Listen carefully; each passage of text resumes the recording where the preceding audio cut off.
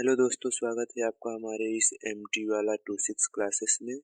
आज हम लोग हाई स्कूल के गणित का पहला चैप्टर जो है वास्तविक संख्याएं, आज हम लोग उसका अध्ययन करेंगे। पहला पाठ वास्तविक संख्याएं, जिसमें हमें मुख्य रूप से वास्तविक संख्याएं, अभाज्य संख्याएं, भाज्य संख्याएं और परिमेय अपरिमेय के विषय में पढ़ना है, जो इस प्रकार है।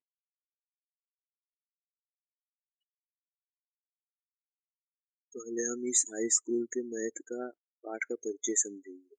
इसमें वास्तविक संख्याएं किसे कहते हैं, अभाज्य संख्याएं किसे कहते हैं, भाज्य संख्याएं किसे कहते हैं। कभी कभार होता क्या है कि आपके सहपाठी या रिश्तेदार में कोई अपने आप को पढ़ने में बहुत तेज दिखाता है, जिसमें आपके सामने ऐसे प्रश्न आ सकते हैं कि भाज्य संख्याएं किसे कहते हैं, वास्तविक संख्याएं और अपरिमेय संख्याएं और अभाज्य संख्याएं। तो पहले हम लोग इसी के विषय में अध्ययन करेंगे, ताकि आपको कभी शर्मिंदगी न महसूस करनी पड़े।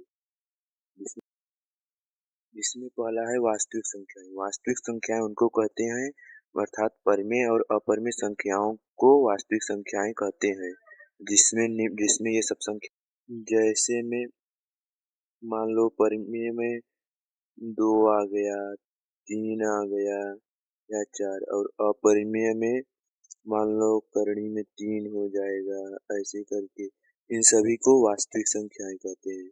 मतलब समझ में आया, परिमेय और अपरिमेय संख्याओं को वास्तविक संख्याएं कहते हैं। तो दूसरे नंबर पर आता है अभाज्य संख्याएं। अभाज्य संख्याएं उनको कहते हैं जो एक और स्वयं से विभाज्य हो, उसके अतिरिक्त और किसी संख्याओं से न भाज्य हो।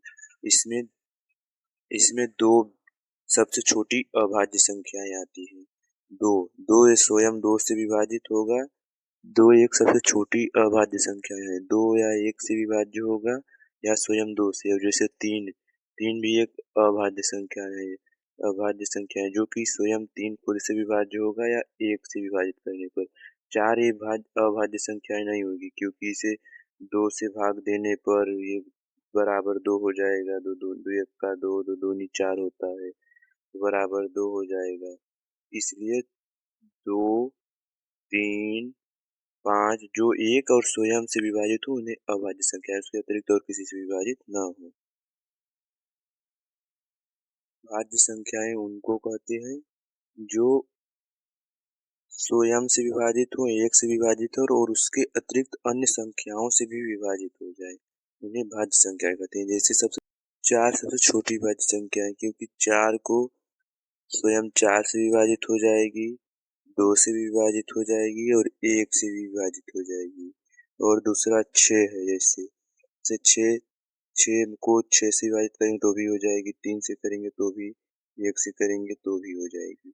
इसलिए जो 1 से और स्वयं से और अन्य संख्याओं से विभाजित हो जाए उसे भाज्य संख्या कहते हैं। अब हम लोग इस पाठ का प्रश्नावली 1.1 का अध्ययन करेंगे। इसका परिचय इतना ही काफी है। अब हम अभ्यास 1.1 का अध्ययन